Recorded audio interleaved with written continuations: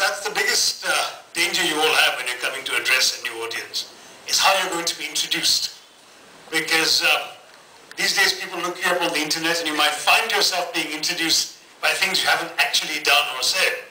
Such a reliable source the internet can be, but you did very well, Palak. I don't think I caught anything that was completely off. But I can tell you, I mean, sometimes people go way beyond. I mean, she did venture pretty far afield herself.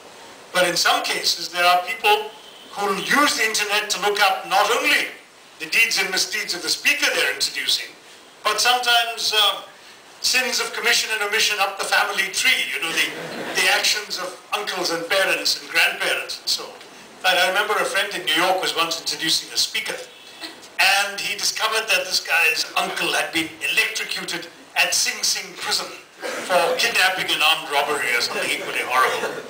But having taken the trouble to look this up, he felt he had to use it.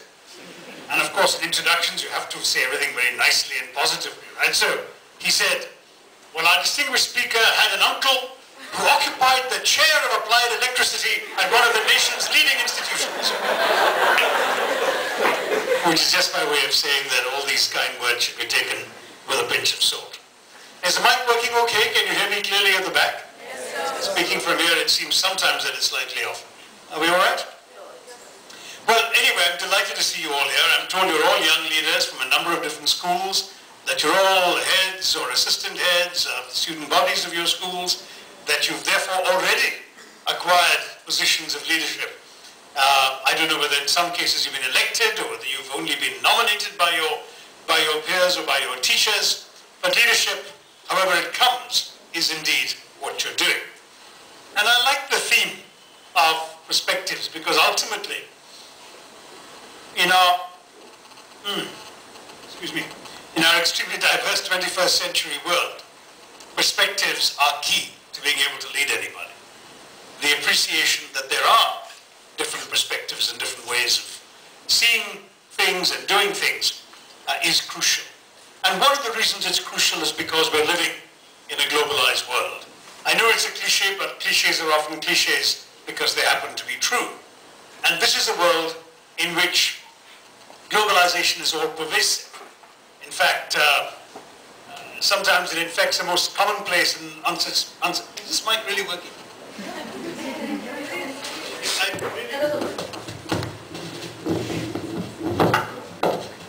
Hello. Yeah, this might be better. Sorry. Yeah, that just felt a little peculiar to me as I was speaking. So in any case, globalization can sometimes infect the most commonplace and unrelated seeming things. For example, a few years ago when you were all about grade 8 or 9, I suppose, the newspapers were full of headlines about the 10th anniversary of the tragic death of Princess Diana. Remember that? Yeah. What does that got to do with globalization, you might ask? Well, think of it this way. An English princess with a Welsh title leaves a French hotel with her Egyptian companion, who has supplanted a Pakistani. She's driven in a German car with a Dutch engine by a Belgian chauffeur full of Scottish whiskey. They're then chased by Italian paparazzi on Japanese motorcycles into a Swiss-built tunnel where they crash, and a rescue is briefly attempted by an American doctor using Brazilian medicines. He fails, and now the tale is being told to you by an Indian member of parliament from Thiruvananthapuram. That's globalization.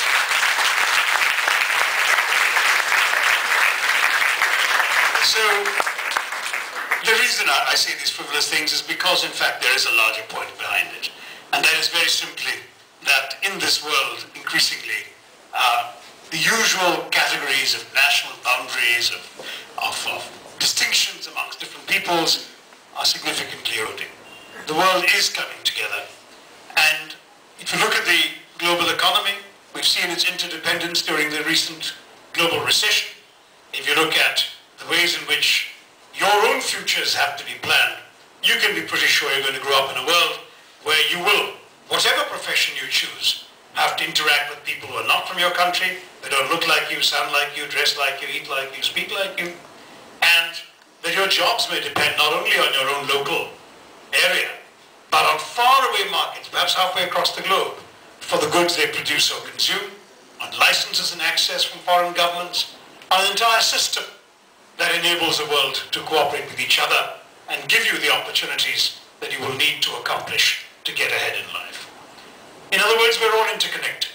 It was an insight that Nehruji had during his famous Tryst with Destiny speech that I'm sure you all know.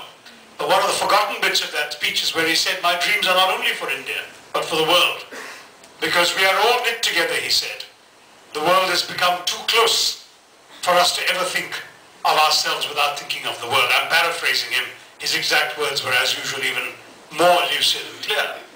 But the fact is that 65 years later, things are even more true in that sense than Nehru so presciently anticipated. As environmental activists like to point out, we all live downstream. If the world is a flowing river, all of us are affected by it. And in those circumstances, to lead means to be conscious that your own local perspective is no longer going to be enough. That you have to be aware of forces way beyond your immediate environments. That you have to be conscious of the rest of the globe. And what is more, that the rest of the globe is a complicated place.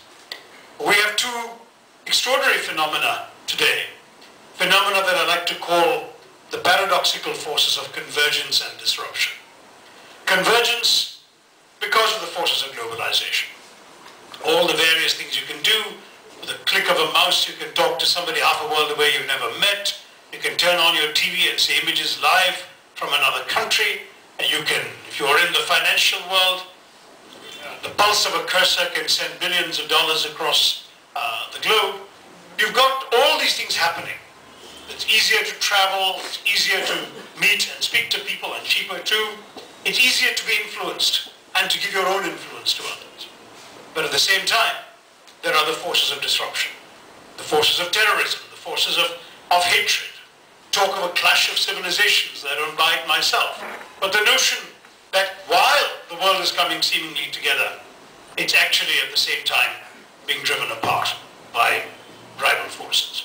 And both those are happening right now as you're growing up into this world. There were two things that particularly drove home this message. Think of America's 9/11, where the terrorists, with their medieval ideology of fanaticism, used all the modern instruments, jet travel, right? Modern ease of communication, satellite communications, of course. They came halfway across the world, and then they crashed their planes into, the planes they hijacked, into these symbols of global capitalism, while their doomed victims made mobile phone calls to their loved ones, using another example of 21st century technology. Look at that paradox. In fact, I often said at that time that this reminds me how true the cliche of the global village has become. Because our global village now seems to be one where a fire that starts in a dusty cave in a remote corner of Afghanistan, in one corner of that global village, can spread to melt the steel girders holding up the tallest towers on the opposite end of the global village. And that, unfortunately, is the world in which we live. And we in India saw it again on 26/11, where once again the terrorists, motivated by these medieval fanatical ideologies, came into our country and they looked to attack, in a sense, the symbols of India's 21st century success story. These five-star hotels frequented by the transnational business elite. They used GPS systems and satellite communications to communicate with their handlers in Pakistan, as we know from intercepts that have been broadcast since then.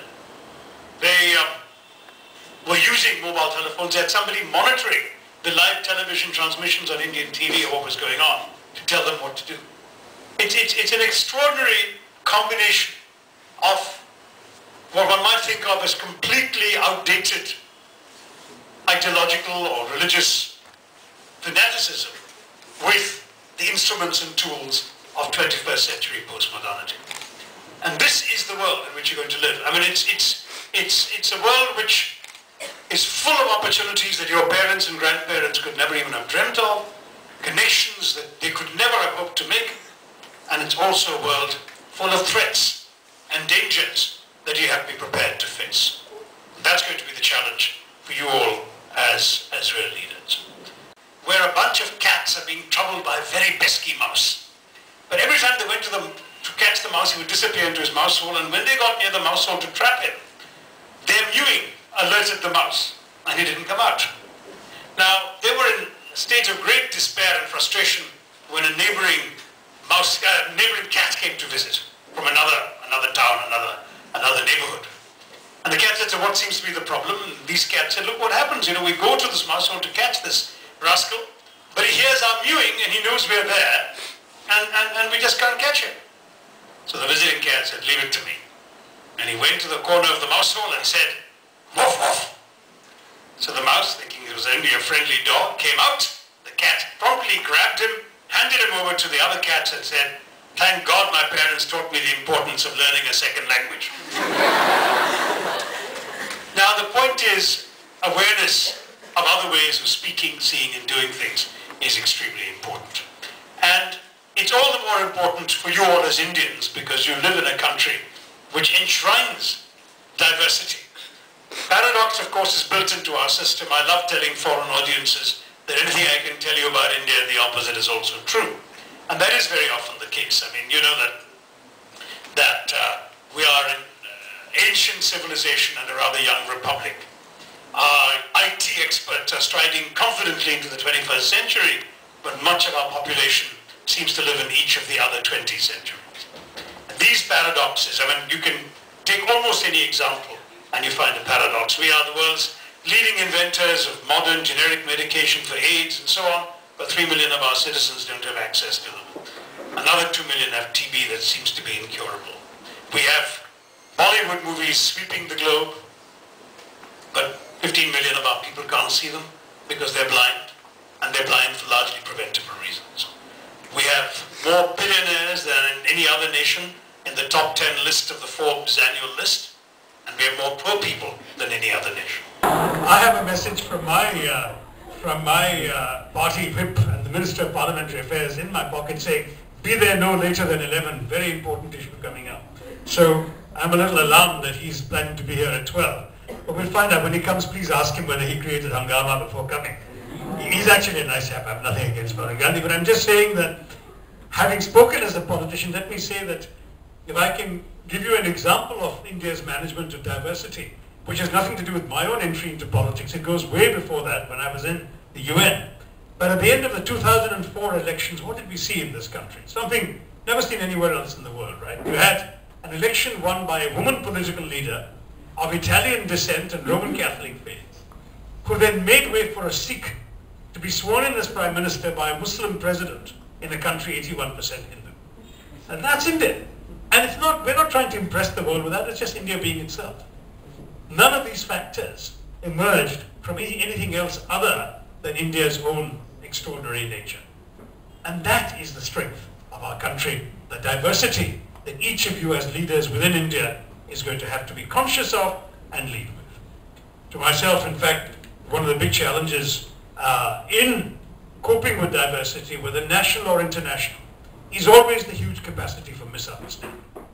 In fact, at the risk of being a bit self-indulgent this morning, I'll share with you my favorite story of international misunderstanding. It goes back to way before you were born, in the days before our Green Revolution in the 1960s, when the Americans used to advise us on farming. So a big American advisor comes and he's welcomed to India by this very gregarious and hospitable Indian farmer.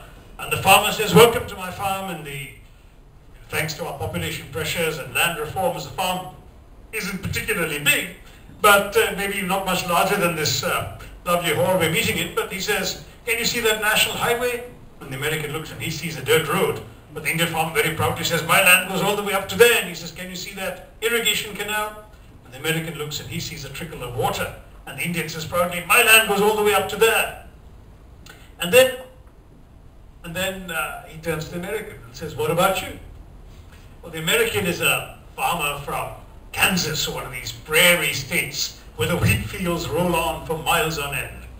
So he cleared his throat and said, well, you know, in the morning I get into my tractor and I drive 2 hours south to the southern boundary of my farm, and then it's another 2 hours of my tractor to the western boundary of my farm. I break for a sandwich, then it takes me 3 hours of my tractor to the northern boundary of my farm. I take another hour and a half in my tractor to the eastern boundary of my farm, and then at sundown, it takes me a further hour back to the ranch house. he finds the Indian farmer nodding very sympathetically. I know, he said. I too used to have a tractor like that. Now the purpose of telling you that story, other than being self-indulgent, is to say that what you understand depends on what your assumptions are. Two people with the same statements, the same set of data, will have different assumptions about them. And if you want to understand what perspectives are all about in leadership, never assume that the person you're talking to starts off from the same set of premises as you do. Each person brings his or her own life experience, fears, understandings, self-confidence, arrogance, whatever it may be, to their understanding of the same things you're trying to understand. If you can crack the nut of that, you've understood how important perspectives can be in the kind of leadership you want to pursue. Now, I have to stress that leadership is an interesting thing to be contemplating today because, in fact, you represent a generation that seems to be somewhat uncomfortable with the idea of leadership. In America, there is a survey conducted every 10 years amongst the Boys and Girl Scouts of America. They take 4,000 or 5,000 members of scouting age up to the age of 17, teenagers, 14 to 17, and then they ask them a number of questions about leadership. And each of the 10 years, the interest in being a leader is dropping calamitously amongst the Girls and Boy Scouts of America. Very striking. The only positive thing one sees is that for the first time in the last survey, 4/5 of the kids, that's 80%, said that girls were equally qualified to lead as boys. That never used to be the case. So now at least there is a little more consciousness that gender is an artificial distinction when it comes to leadership. But look at the other stuff. They were asked to rank certain aspirations, and being a leader ranked last. What came higher? Fitting in, making a lot of money, and even helping animals, or very fashionably, saving the environment. Those things struck these Girl Scouts and Boy Scouts in America today, or 2 years ago when the survey was done, as far more important than being a leader. But that's an interesting phenomenon. Is there something about today's networked internet age that people think that somehow wanting to lead is wrong or embarrassing or old-fashioned or arrogant? I don't know. You folks are in a better position to think about it and tell me. Something tells me that in India, that probably won't be the case. We did a similar survey among 5,000 Indian school kids, and certainly amongst a lot of you sitting here, you probably would be willing to take on the challenges of leadership. But the truth is that increasingly in today's world, and perhaps social media is a great leveler, and that's why people are very reluctant to presume to lead when everybody seems to have an opinion on everything, and everyone's opinion seems to be just as good as everybody else's. There seems to be a tendency to say, oh well, being a leader isn't that important, we got to get along with everybody. That too can be a dangerous thing, because leadership requires a certain amount of self-belief and a certain amount of confidence. It requires understanding, as I said. It requires appreciation of others' perspectives.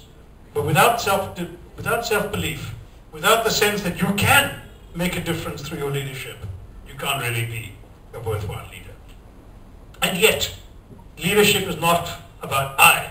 It's not about I know what the best thing is to do.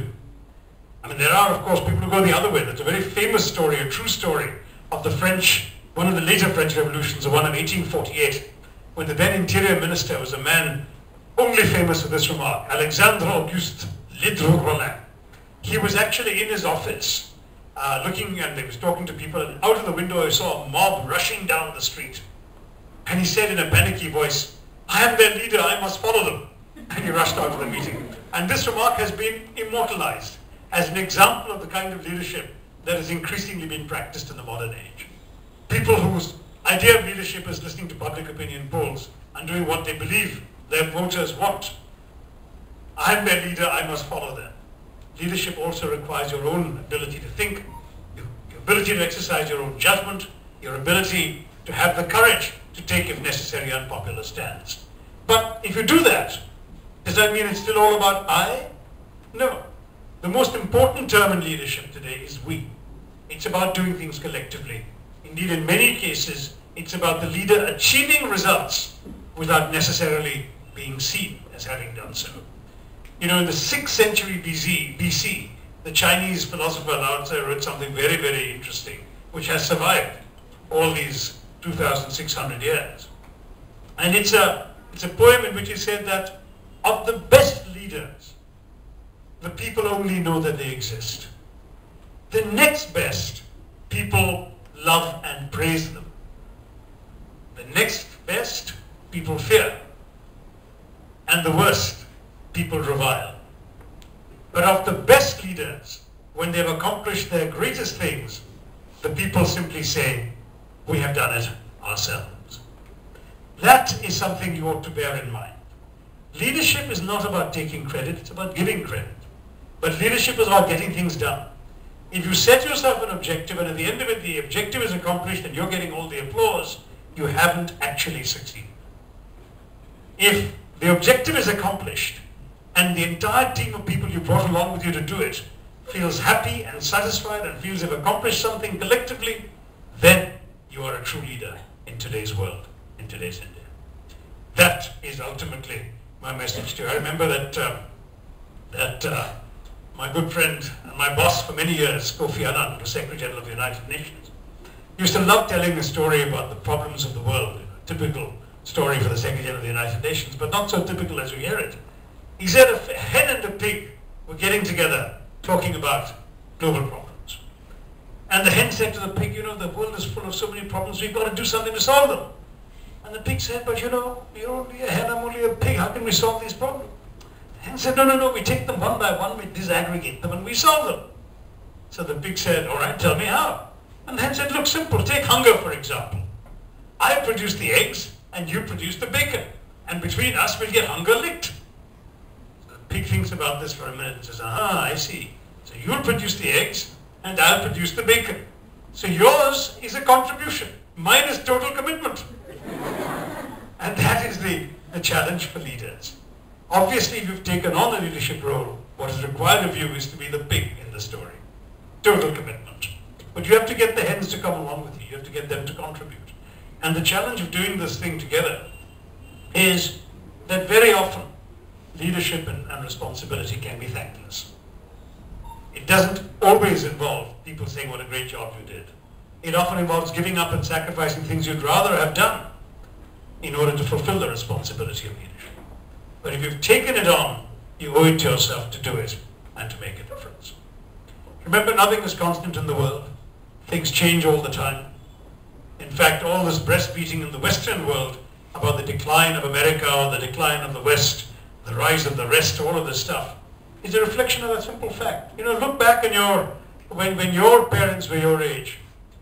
The biggest, the tallest, the best, the smartest of everything was usually American. Okay? Now, look at this list. Where's the tallest building in the world today? Dubai. And it's replaced a building in? Which was the other one? Taipei. Which replaced a building in? Kuala Lumpur. Okay, so suddenly the top 3 tallest buildings in the world are not in America. For 100 years before that, they always were. Who makes the smartest, most efficient executive jets? Embraer of Brazil. Okay, it used to be Boeing and Lockheed. Who makes the biggest planes in the world today? Russia and Ukraine. Okay, it's no longer Boeing.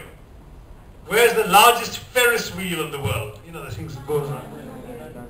Singapore, bigger than UK. Used to be the US before that. Where's the largest shopping mall in the world?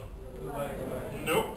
It used to be the mall of the Americas in Minneapolis. It's now in Beijing, the largest shopping mall in the world. And of course, where's the world's largest film industry? India. 30 years ago, it used to be Hollywood. So the whole point is, the world is rising, different countries are showing that they can defeat the world, they can conquer the world. You have to be prepared to adjust to these changes, to accept that even what you're learning in school today may not be true in 10 years' time. Have the flexibility, have the imagination to look forward and to change. The most important thing, frankly, is to always be prepared to change, to embrace change. I'm sure you've had inflicted upon you during your schooling one of the great lines of Mahatma Gandhi. What was it? Be the change you wish to see in the world. So the embracing of change has to be direct and personal. It has to be about you taking on that responsibility. recognizing change, admitting the possibility of change, acting upon change, delivering change yourself, bringing people along when you do it. That is ultimately what leadership is all about. I'm going to end with a story, since you've been told I'm a storyteller, and I am. I tried to keep this interesting, but it's a story that actually I didn't write. It's a very old story, 2,000 years old from our Puranas. It's a story about a young warrior who wants to marry a beautiful princess. But the king, her father, finds him far too cocksure and callow. So he says, you can marry my daughter when you have found truth. So the warrior gets on his horse and gallops off in quest of truth. And he goes to monasteries where monks meditate. He goes to forests where ascetics scourge themselves. He goes to mountaintops where ascetics are practicing penance and meditation. Nothing, nowhere can he find truth. After weeks and months of searching, in complete despair one day, he has to seek refuge from a thunderstorm.